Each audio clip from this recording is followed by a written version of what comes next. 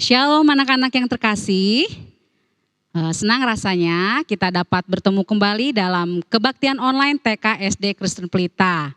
Nah, anak-anak yang ada di rumah, siapkan hati kalian semua, kita akan beribadah kepada Tuhan. Sebelum kita memuji nama Tuhan, Ibu Guru mau ajak anak-anak semua untuk bersaat teduh terlebih dahulu. Saat teduh dimulai.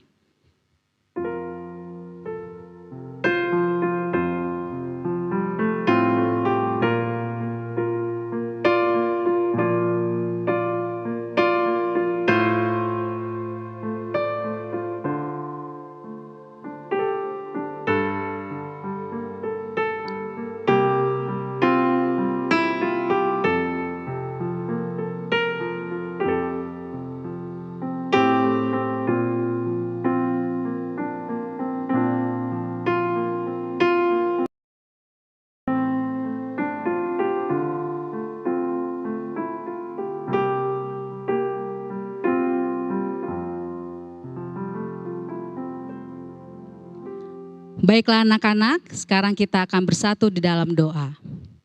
Bapa yang baik, kami mengucap syukur atas kasih anugerah Tuhan dalam kehidupan kami. Terima kasih Tuhan karena Tuhan telah mengumpulkan kami anak-anak-Mu untuk beribadah online TK SD Kristen Pelita. Ya Tuhan, tolong berikan kepada kami hati yang sungguh-sungguh Tuhan untuk beribadah, untuk memuji, memuliakan nama-Mu Tuhan. Dan kami rindu Tuhan untuk mendengarkan kebenaran firman-Mu Tuhan. Terima kasih Tuhan, kami siap beribadah di dalam nama Tuhan Yesus Kristus, Juru Selamat kami telah berdoa. Amin. Nah anak-anak semua, kita mau puji Tuhan, kita mau angkat satu pujian dengan judul lagu, Saya Senang Berdoa.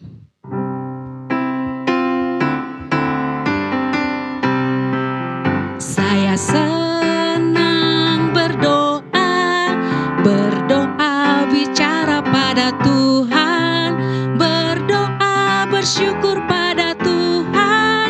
Saya senang berdoa, saya senang berdoa, berdoa mengaku kesalahan, berdoa meminta pada Tuhan. Saya senang berdoa. Sekali lagi anak-anak dari bait ke-1 aja ya. Saya senang berdoa, berdoa bicara pada Tuhan, berdoa bersyukur pada Tuhan.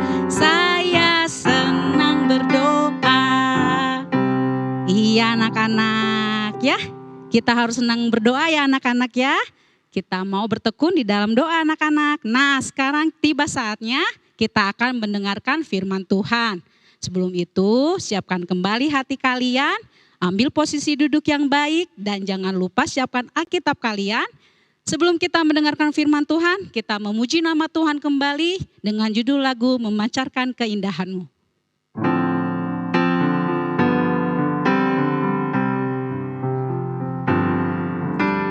Tuhan, ku ingin dapat kasih-Mu indah penuh kemurnian,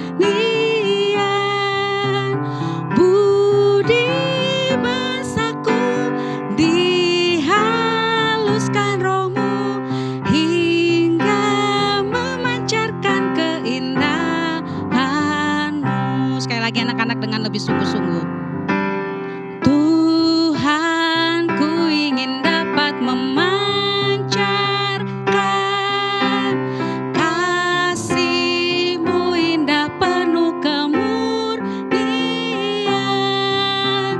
budi bahasaku dihaluskan Roh-Mu hingga memancarkan keindahan-Mu. Nah anak-anak, kita bersatu dalam doa kembali. Bapa yang di surga, kembali kami datang kepadamu Bapa. Saat ini kami akan mendengarkan kebenaran firman-Mu Tuhan. Tolong kami, setiap hati kami Tuhan, anak-anak-Mu, untuk dapat mendengarkan firman Tuhan dengan sungguh-sungguh. Dan Tuhan, kiranya setiap firman yang boleh kami dengarkan dapat menjadi pedoman dalam kehidupan kami dan kami dapat melakukannya di dalam kehidupan kami. Kiranya juga Tuhan yang menyertai, mengurapi hamba-Mu yang akan menyampaikan firman Tuhan pada hari ini. Kiranya firman yang boleh disampaikan oleh hamba-Mu itu semua berasal dari Engkau ya Tuhan dan sesuai dengan kehendak-Mu ya Tuhan. Terima kasih Tuhan, kami siap mendengarkan firman Tuhan. Di dalam nama Tuhan Yesus, Juru Selamat kami telah berdoa. Amin. Halo, selamat pagi. Berjumpa kembali di dalam ibadah kita pada pagi hari ini. Kalian sudah siap beribadah? Sudah siapkan Alkitabnya? Terlebih siapkan hatinya untuk mendengarkan firman Tuhan ya. Oh iya, minggu depan kalian sudah PAT ya, kelas 1 sampai 5 dan kelas 6 sudah menyelesaikan ujian sekolahnya ya. Ya, bagi kelas 6 selamat sudah menyelesaikan ujiannya. Kiranya hasil yang akan kalian terima itu pas sesuai dengan usaha yang sudah kalian kerjakan. Dan anak-anak kelas 1 sampai kelas 5, kalian yang akan menempuh ujian PAT jangan lupa untuk belajar dan berdoa. Jangan cuma berdoa enggak belajar atau hanya belajar tanpa berdoa ya. Dua-duanya harus kalian lakukan. Berdoa dan juga belajar. Berdoa, kalian minta pimpinan Tuhan agar kalian diberi semangat dalam belajar dan agar diberi kemudahan dan kelancaran dalam mengerjakan ujian. Belajar adalah tanggung jawab kalian ya. Mau diuji, mau dites, kalian harus belajar. Supaya nanti waktu saatnya menghadapi soal-soal, kalian bisa menjawab dengan baik. Karena kalian sudah belajar. Jadi dua-duanya harus menjadi tanggung jawab ya. Berdoa dan juga belajar. Gak boleh pilih salah satunya. Ya, karena Tuhan tidak akan memberikan jawaban ke kamu kalau kamunya gak belajar. Ya, Tuhan hanya memimpin, memberi hikmat kepada kamu. Mengingatkan apa yang sudah kamu pelajari. Ya, memberikan akal budi bagi kita untuk bisa belajar dengan baik. Dan menjawab setiap pertanyaan yang sudah diberikan oleh guru kamu ya. Selamat menempuh ujian, kalian lakukan yang terbaik ya. Kerjakan dengan baik, dengan teliti dan terus berdoa kepada Tuhan dan jangan lupa belajar ya. Nah, hari ini kita akan mendengarkan firman Tuhan ya. Minggu-minggu yang lalu kita sudah belajar bahwa Israel ya setelah Yosua dan juga Musa mati, mereka dipimpin oleh apa? Oleh siapa? Betul, oleh hakim-hakim. Ada banyak hakim-hakim yang memimpin bangsa Israel ya. Kemarin kita hanya belajar hakim Deborah, kemudian ada hakim Simson ya. Ada yang lain-lain, ada Otniel, ada Yefta dan juga beberapa hakim-hakim yang memimpin bangsa Israel. Dan kalian tahu ketika mereka dipimpin, ada pemimpinnya, mereka kembali kepada Tuhan. Begitu pemimpinnya mati, mereka kembali kepada dosa mereka lagi ya.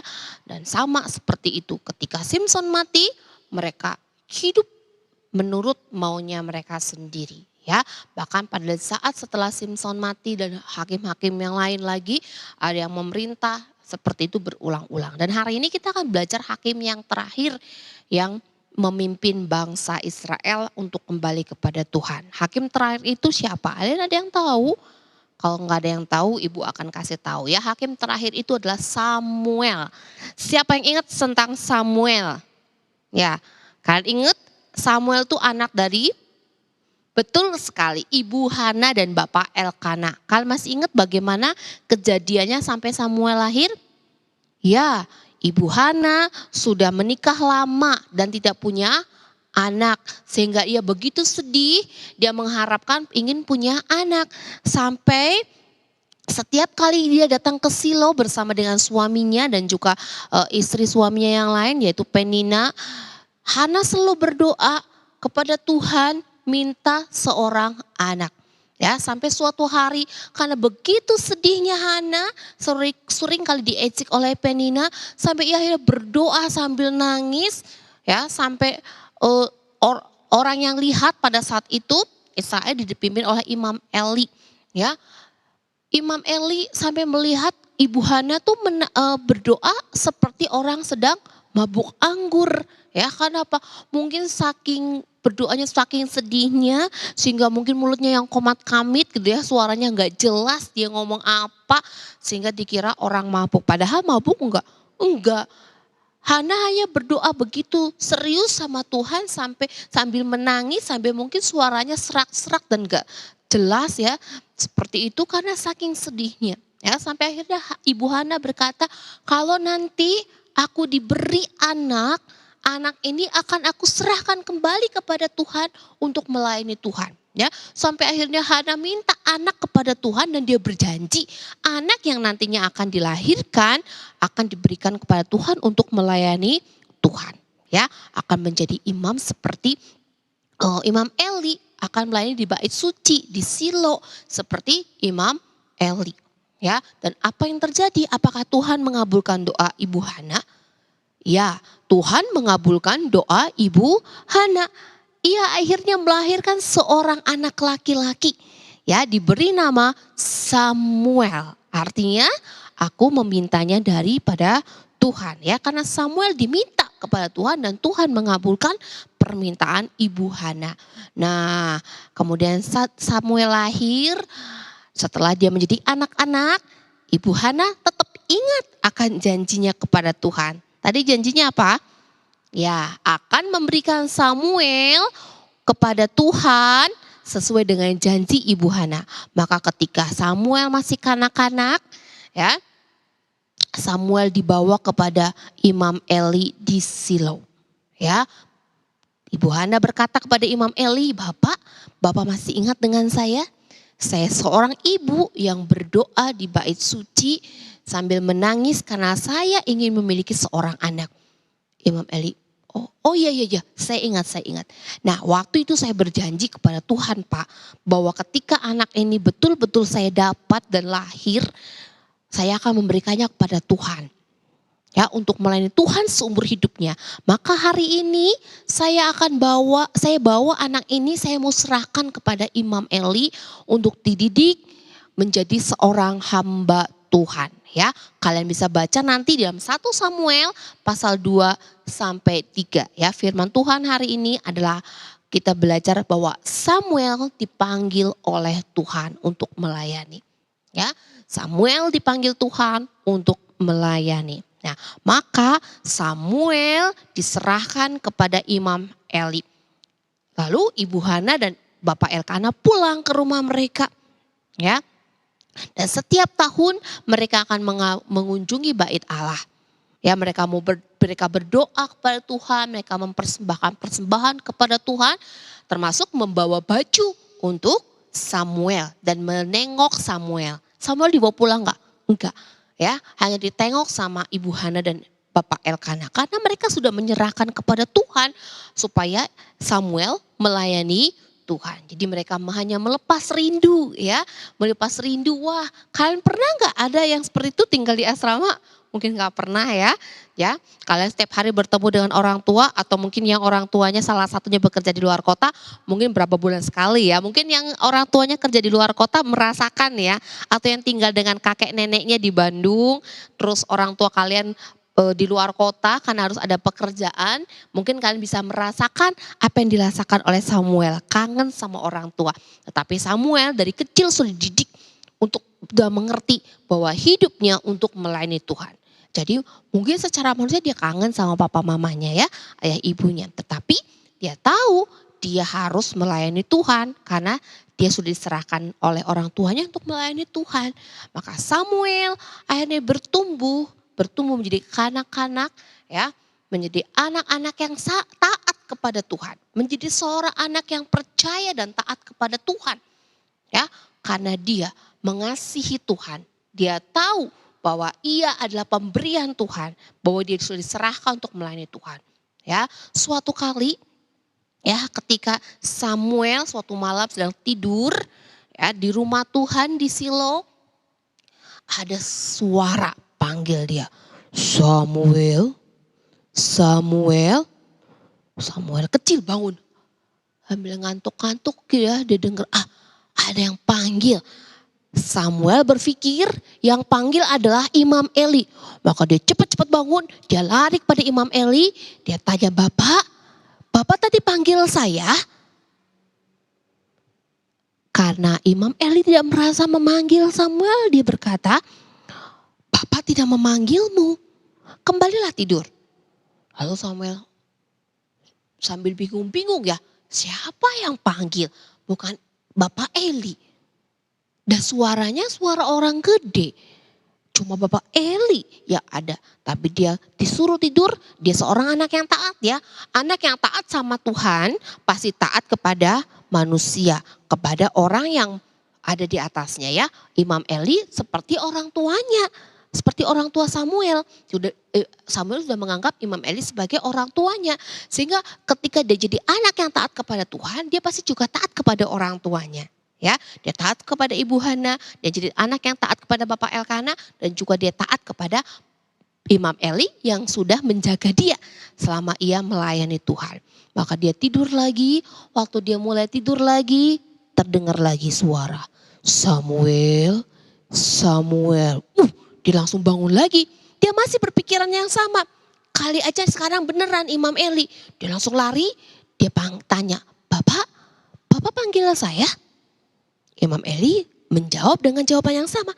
Tidak, saya tidak memanggil kamu. Ya, sekarang pergilah kamu tidur kembali. Samuel tidur kembali. Dan ketiga kalinya suara itu datang lagi. Samuel, Samuel. Dan seperti yang tadi, Samuel cepat bangun. Dia cepat lari kepada Imam Eli. Dan dia tanya, Bapak panggil saya? Imam Eli yang tahu Samuel sudah dipanggil 3 kali, ini berarti bukan orang sembarangan yang panggil. Eli ingat, mungkin dia sadar, mungkin Tuhanlah yang memanggil Samuel muda ini. Lalu Imam Eli bilang kepada Samuel, Samuel, pergilah kembali engkau tidur. Nanti kalau ada suara panggil kamu lagi, ketika kamu tidur yang membangunkan kamu lagi, kamu jawab ya. Berbicaralah Tuhan, sebab hambamu ini siap mendengar. Karena Imam Eli tahu sekarang bahwa yang panggil Samuel adalah siapa? Tuhan. Maka Imam Eli memberi pesan itu kepada Samuel. Lalu Samuel taat, dia pergi tidur kembali. Dan betul, ketika Samuel kembali tertidur, suara itu muncul lagi. Samuel, Samuel. Nah, Samuel tadi sudah dikasih pesan sama siapa? Imam Eli. Bahwa kalau nanti dia dipanggil lagi, dia mesti jawab, ya Tuhan. Ya, karena apa? Samuel sekarang tahu, yang panggil dia bukan Bapak Eli, tapi Tuhan. Maka ketika dipanggil dia bilang, ya Tuhan, berbicaralah, hambamu siap mendengar. Kali ini Samuel menyadari yang memanggil dia adalah Tuhan. Lalu Tuhan berfirman kepada Samuel menyampaikan satu pesan. Ya, dan Samuel dengar baik-baik dengan sungguh-sungguh, jangan sampai ada satu perkataan Tuhan yang lewat ya dari ingatannya. Dia dengarkan baik-baik, dia simpan baik-baik perkataan Tuhan ya. Keesokan harinya Imam Eli tanya, Samuel, semalam apa yang dikatakan Tuhan kepadamu? Samuel mungkin dia ragu ya, karena pesan yang disampaikan Tuhan itu berkaitan dengan Imam Eli. Dan beritanya itu bukan berita yang menyenangkan. Beritanya berita yang gak enak didengar tentang keluarganya Imam Eli. Tetapi karena dia ada seorang yang taat, ya Tuhan sudah sampaikan firman kepadanya. Dan dia harus menyampaikan firman Tuhan itu, maka dia taat. Dia katakan semuanya dengan jujur kepada Imam Eli meskipun itu sulit. Ya, pesan itu sangat sulit untuk disampaikan kepada Imam Eli. Karena ini berkaitan dengan hukuman anak-anak Imam Eli. Ya, pada saat itu anak-anak Imam Eli melakukan apa yang jahat di mata Tuhan. Ya, dan Imam Eli tidak mau menegur, tidak mau menghukum anak-anaknya. Ya, sehingga pada saat itu sekalipun ada imam yang memimpin, yang memerintah saat itu, yang menjaga bangsa Israel, tapi Tuhan jarang sekali berbicara kepada bangsa Israel, jarang berfirman. Ya, maka Allah memberikan pesannya kepada Samuel, karena Tuhan nantinya akan memanggil Samuel menjadi hakim yang terakhir dan menjadi seorang nabi bagi bangsa Israel, menjadi seorang imam ya bagi bangsa Israel. Ya, maka disampaikan semuanya kepada Imam Eli, dan Imam Eli tahu ya bahwa itulah pesan daripada Tuhan. Dan Allah menyertai Samuel sampai ia tumbuh menjadi besar. Ya, Tuhan menyertai Samuel dan mengasihi Samuel, dan Samuel hidup takut akan Tuhan. Samuel taat kepada Tuhan, dan Tuhan memilih Samuel untuk menjadi miliknya dan untuk melayani Tuhan. Ya, dan Samuel mendengar setiap perkataan Tuhan, setiap firman Tuhan, dan melakukan apa yang dikatakan Tuhan di dalam firman-Nya. Ia percaya kepada Tuhan dan juga taat kepada Tuhan. Jadi Tuhan gak salah panggil nih ya, karena Tuhan tahu siapa Samuel dan dia akan bertumbuh menjadi seperti apa Tuhan tahu. Ya, sehingga dia panggil dari kecil, dia dipilih dari kecil, dan dia akhirnya melayani Tuhan sampai akhir hidupnya. Dia mulai memimpin bangsa Israel untuk apa? Apa gunanya pemimpin bagi bangsa Israel? Untuk membawa mereka kembali kepada Tuhan ya. Kita sudah belajar mendengar dari kemarin-kemarin ya. Begitu mereka kehilangan pemimpin, bangsa Israel jatuh ke dalam dosa. Maka Tuhan membangkitkan seorang pemimpin, seorang penyelamat bagi bangsa Israel untuk bukan hanya menyelamatkan mereka secara fisik dari serangan bangsa asing, ya dari tawanan bangsa asing, ya dari penderitaan bangsa asing, tapi juga Tuhan ingin membawa mereka kembali kepada Tuhan, supaya mereka kembali mengenal Tuhan, mereka beribadah kepada Tuhan lagi, mereka taat kepada Tuhan lagi. Demikian juga Tuhan memanggil Samuel supaya bangsa Israel kembali kepada Tuhan, kembali taat kepada Tuhan, kembali dengar-dengaran firman Tuhan ya. Dan apakah Samuel mendengarkan setiap perkataan Tuhan? Ya, Samuel mendengarkan setiap perkataan Tuhan dan melakukan ya. Siapa kira-kira yang bersama dengan Samuel dari dia kecil sampai dia tumbuh besar? Betul, Tuhan sendiri ya. Bagaimana perasaan kalian kalau kalian jadi Samuel kecil? Mendengar suara ya yang tidak kalian kenal. Penasaran ya, Samuel karena dia seorang yang taat, seorang yang peka, dia mengira itu adalah Eli. Ya, dia seorang yang taat kepada perintah orang yang mendidik dia, menyertai dia. Dan sekarang ketika dia tahu yang berbicara adalah Tuhan, dia taat kepada perkataan Tuhan ya. Dan bagaimana kira kalau kalian jadi Samuel yang menyadari bahwa yang ngomong adalah Tuhan? Wah, seneng ya. Tuhan berbicara pada manusia itu gak sembarangan. Apalagi ini menjadi penyampai pesan Allah. Pasti orang-orang istimewa. Ya, orang-orang istimewa yang Tuhan panggil untuk menjadi penyampai pesan Allah. Wah, Samuel juga pasti senang menjadi penyampai pesan Allah ya, menjadi penyambung lidah Tuhan ya. Nah, saat ini Allah tidak berbicara seperti kepada Samuel ya. Enggak ada kalau kalian lagi tidur dipanggil ya, misalnya Agnes ya, atau Restu gitu ya. Enggak. Tuhan tidak lagi berkata seperti itu. Kalau lagi tidur ada yang panggil kamu, ya itu mungkin orang tua kamu ya, atau teman kamu, atau siapa kamu, atau saudara kamu ya. Tuhan tidak lagi memanggil kamu dengan suara yang bisa kita dengar dengan telinga ya. Tuhan berbicara kepada kita tidak secara langsung lagi melalui suara yang bisa kamu dengar, tapi Tuhan berbicara kepada kita melalui apa? Ya betul, melalui Alkitab ya. Kalian tidak akan pernah mendengar lagi suara seperti Samuel, tapi Tuhan berbicara melalui Alkitab. Maka ketika ada orang sedang membacakan firman Tuhan ya, menceritakan firman Tuhan, ingatlah bahwa kalian sedang mendengarkan perkataan Allah.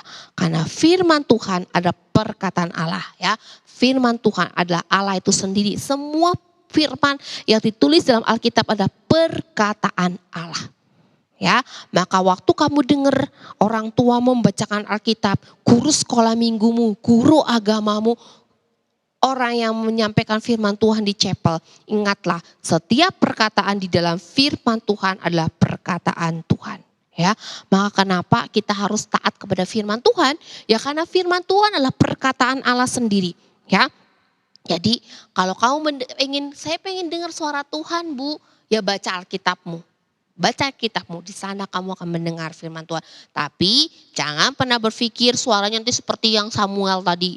Ya, ada suara gitu ya, suaranya menggelegar gitu. Tidak, Tuhan tidak lagi. Karena apa? Sudah ada Alkitab.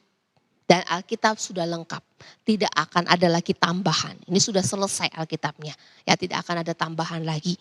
Ya, jadi ketika Tuhan berbicara kepada kamu melalui Alkitab ya, maka kenapa kamu perlu taat kepada firman Tuhan? Ya, kamu taat kepada perkataan Alkitab, perkataan firman Tuhan, maka sama artinya kamu taat kepada Tuhan ya. Karena Samuel tadi melayani Allah, karena Allah menyertai dia dan memberinya kuasa untuk berkata tentang firman Tuhan, Allah juga berjanji akan menyertai kita. Ya, Ia akan memberikan kita kuasa untuk percaya dan taat kepada Tuhan dan melakukan apa yang Tuhan firmankan. Nah, makanya Ibu selalu kalau mengajak kalian berdoa, mengingatkan kalian untuk meminta kepada Roh Kudus, meminta kekuatan untuk bisa melakukan firman Tuhan. Ya, ingat ya, setiap kali Tuhan memberikan perintah itu pasti bisa dilakukan. Dan dia memberikan kuasa, kemampuan bagi kita untuk melakukan firman Tuhan. Yang penting kita tahu dan kita mau melakukan firman Tuhan. Ya, Tuhan mendampingi kita melalui Roh Kudus-Nya untuk kita bisa melakukan setiap firman Tuhan. Karena Roh Kudus membantu kita untuk melakukan firman Tuhan. Ya, mari kita berdoa. Kita mau bersyukur kepada Tuhan dan kita mau belajar untuk terus mentaati firman Tuhan. Mari kita berdoa. Bapa di sorga, terima kasih untuk firman Tuhan yang sudah kami dengar pagi hari ini. Kami belajar bahwa Tuhan berbicara melalui Alkitab dan kami sebagai pendengar-pendengar daripada firman Tuhan harus belajar melakukan firman Tuhan. Karena kami tahu kami tidak sendiri, Tuhan sudah memberikan kami kuasa. Tuhan sudah memberikan kami kekuatan untuk dapat melakukan kebenaran firman-Mu. Bahkan Engkau memberikan Roh Kudus yang ada dalam hati kami yang senantiasa menolong kami dan membantu kami dalam kami melakukan firman Tuhan. Oleh karena itu Tuhan, Roh Kudus tolonglah kami selalu untuk kami belajar menjadi anak-anak yang dengar-dengaran, anak yang senantiasa taat kepada firman Tuhan, dan anak-anak yang menjadi pelaku-pelaku daripada firman Tuhan. Terima kasih Tuhan untuk firman-Mu pada pagi hari ini yang sudah kami dengar. Di dalam nama Tuhan Yesus Kristus, Juru Selamat kami sudah berdoa.